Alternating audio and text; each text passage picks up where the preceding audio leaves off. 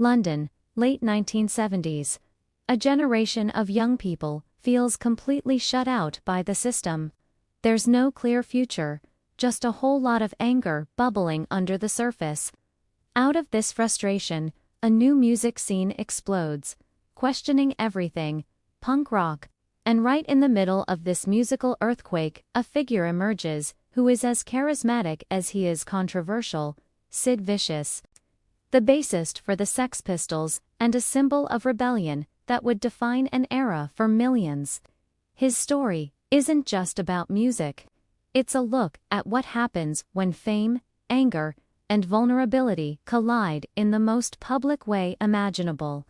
It's a story of a cultural icon, but also a cautionary tale about the dark side of living life on the absolute edge. But before he was Sid Vicious, he was John Simon Ritchie. He grew up in a difficult environment, marked by family instability and trouble from a very young age.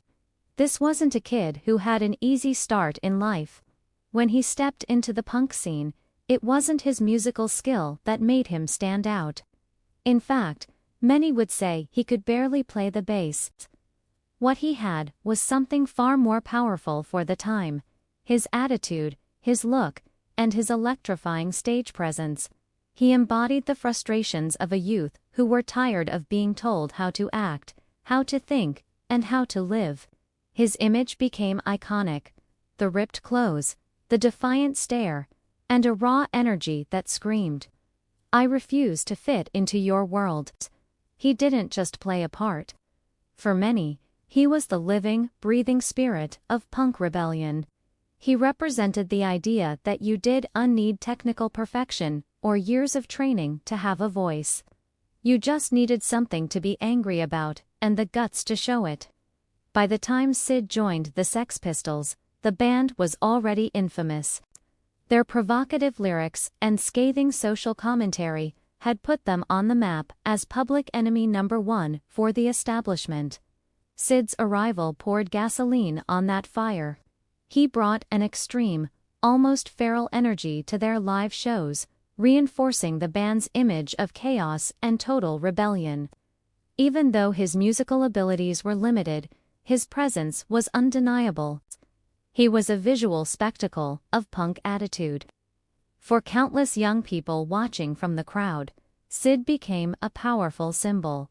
He was living proof that you didn't have to be a polished, virtuosic musician to get on stage and make a statement. All you needed was something to say, and the courage to shout it as loud as you could. He made rebellion feel accessible. He showed that passion and conviction could be just as important as talent, inspiring a wave of kids to pick up instruments and start their own bands, regardless of their skill level. But behind that powerful image of punk rebellion, there was a much darker and more complicated reality. Sid's life was spiraling into a cycle of substance abuse, poor decisions, and a surrounding environment that, instead of helping him, seemed to push him further down a destructive path. Fame had hit him like a tidal wave, with no preparation and no support system to handle it. He quickly became entangled in situations that were increasingly damaging, not just for him, but for everyone around him. This toxic lifestyle took a severe toll on his health, his personal relationships, and any real future he might have had in music. The very chaos that made him a star on stage was completely consuming his life off stage. The line between performance and reality blurred until there was no line left at all. He was trapped in the persona he had created, and it was leading him toward a tragic end.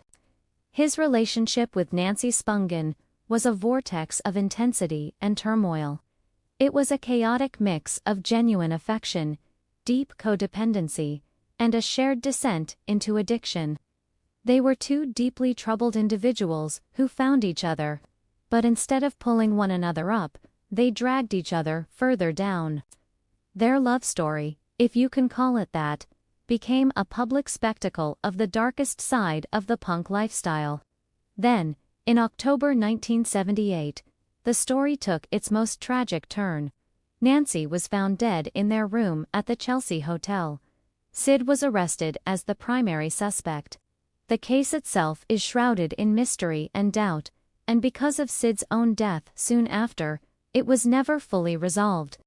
But regardless of the specific details of that night, this chapter of his life stands as a brutal illustration of how a life without proper support, consumed by addiction and conflict, can end in absolute tragedy. Sid Vicious died in February 1979, at just 21 years old, from a drug overdose. His death cemented his status as a myth, but it also served as a stark warning. His story became a cautionary tale about the dangers of romanticizing a live fast, die young mentality, of glorifying self-destruction, and of seeing drug use as a glamorous part of a lifestyle. Behind the icon of Sid Vicious was a fragile young man, John Simon Ritchie, who was grappling with unresolved trauma, and surrounded by an environment that failed to provide the help he so desperately needed. His life wasn't just a rock and roll tragedy. It was a human one, a story of a vulnerable person who was lost in the storm of his own fame and personal demons. Today, Sid Vicious remains a powerful symbol of the punk movement, rebellion, nonconformity, and a raw rejection of established rules. His image is still iconic.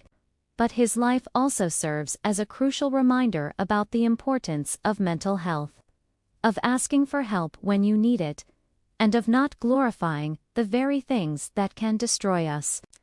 If his story resonates with you, take inspiration from the creative message of Punk the Call to express yourself without fear. But learn from the tragedy, and don't repeat the mistakes that ended his life so young. Thanks for watching. If this story moved you, please like and subscribe for more content.